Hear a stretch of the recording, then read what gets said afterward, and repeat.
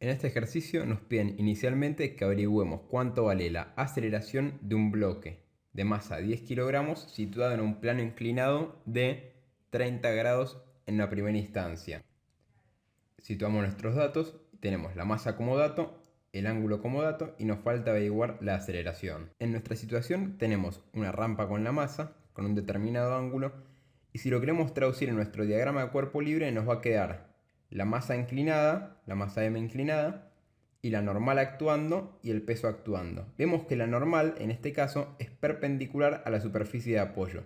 La superficie de apoyo tendría esta dirección y sabemos que la normal siempre va a ser perpendicular a la misma. Vamos a plantear un sistema de referencia x positivo en el sentido de la aceleración e y positivo perpendicular a la superficie, es decir, perpendicular a nuestro sentido de la aceleración. Acá podemos ver claramente que nuestra fuerza normal tiene el mismo sentido y la misma dirección que el eje y. Y podemos ver que la fuerza peso tiene componentes en x y componentes en y, es decir, no está claramente situada sobre un mismo eje. Ahí trazamos una línea punteada para ver cómo actúa la componente en y del peso y cómo actúa la componente en x del peso. Si hacemos nuestra sumatoria de fuerza, que es lo que nos dice Newton, nos va a quedar que el peso más la normal va a ser igual a la masa por la aceleración. El próximo paso es separar esto en las componentes en x y en las componentes en y. Entonces vamos a decir que en nuestro eje x únicamente tenemos actuando la componente en x del peso. Entonces nos va a quedar que el peso en x va a ser igual al valor de la masa por la aceleración en el eje x. Y en y tenemos actuando negativamente la componente del peso en y de forma positiva la fuerza normal. Entonces nos va a quedar menos la componente en y del peso más la normal. Y esto va a ser igual a la masa por la aceleración en el eje y. Si nos imaginamos cómo va a ser el movimiento de la masa, tenemos que el movimiento va a estar dado únicamente en esta dirección, que es la dirección en el eje x. En la dirección en y, si nosotros tenemos nuestro 0 y nuestra y positiva en esa dirección, tenemos que la masa se va a encontrar siempre sobre el 0. Entonces, tenemos que en el eje y podemos decir que la posición respecto del tiempo va a ser constante para todo tiempo.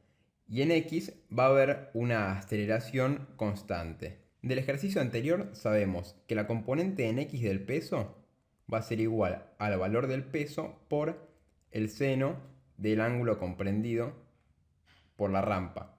Y la componente en y del peso va a ser igual al valor del peso por el coseno del ángulo comprendido en la rampa. Si lo que nos piden es averiguar la aceleración del sistema, vamos a utilizar la sumatoria de fuerzas en el eje x, porque en el eje y tenemos que no hay aceleración, ¿no? Teníamos que la aceleración era igual a 0.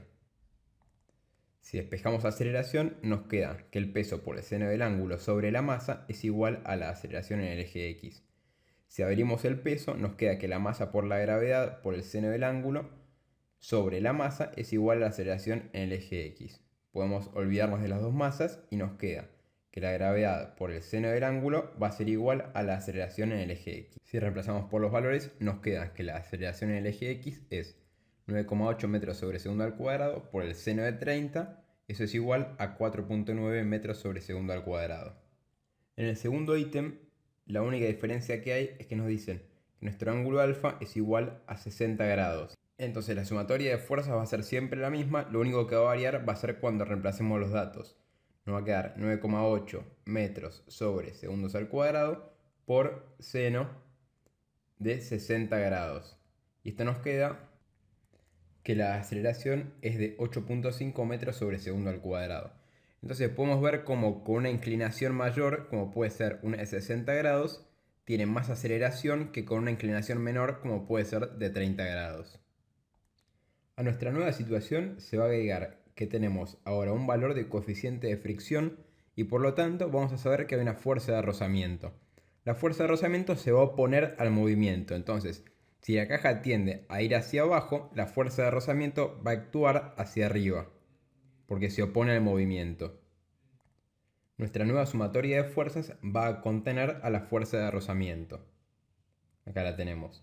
Y si separamos en x y en y nos queda en nuestra sumatoria de fuerzas en el eje x como positivo el peso y como negativa la fuerza de rozamiento. Vemos que actúa en sentido opuesto a nuestra dirección positiva del eje X. Y eso va a ser igual al valor de la masa por la aceleración en el eje X. Y en Y tenemos que la normal menos la componente en Y del peso va a ser igual a 0, porque la aceleración en el eje Y es 0. Acá tenemos al costado un recuadro para recordar cuánto vale la fuerza de rozamiento, que es igual al valor de mu, que es el coeficiente de fricción, por la normal, y cuánto valen las componentes en Y y en X del peso. Vamos a despejar la aceleración en el eje X, que es lo que nos piden, para poder averiguar su valor. Y nos queda que es igual a el peso en X menos la fuerza de rozamiento sobre la masa. Si esto lo ampliamos, nos va a quedar que el peso por el seno del ángulo menos mu por la normal sobre la masa es igual al valor de la aceleración en el eje X. Acá podemos ver que el valor del peso lo sabemos, porque es igual a la masa por la gravedad. El ángulo lo tenemos, el coeficiente de fricción lo tenemos y la normal va a ser una incógnita. Todavía no la sabemos. La masa ya la sabemos, entonces tenemos que ver cómo hacer ahora para averiguar el valor de la normal. Para averiguar el valor de la normal vamos a ir a nuestra sumatoria de fuerzas en el eje Y y tenemos que la normal menos el peso en Y es igual a 0. Si despejamos la normal nos queda que es igual a la componente en Y del peso. Y esto a la vez es igual al valor del peso por el coseno del ángulo. Lo tenemos de acá arriba.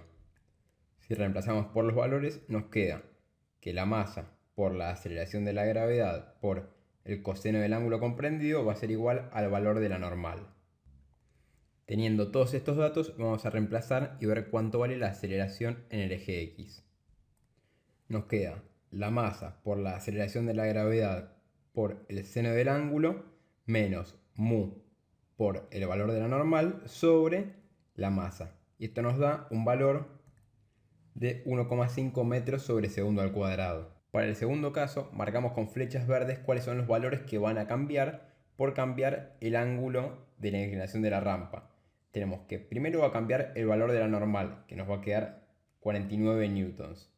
Y también va a cambiar el valor de la componente en X del peso, que se va a transformar en un seno de 60 en vez de en un seno de 30. Al reemplazar los nuevos valores por los viejos, nos queda que la nueva aceleración es de 6,5 metros sobre segundo al cuadrado. Acá podemos ver nuevamente cómo a mayor ángulo de rampa tenemos mayor aceleración.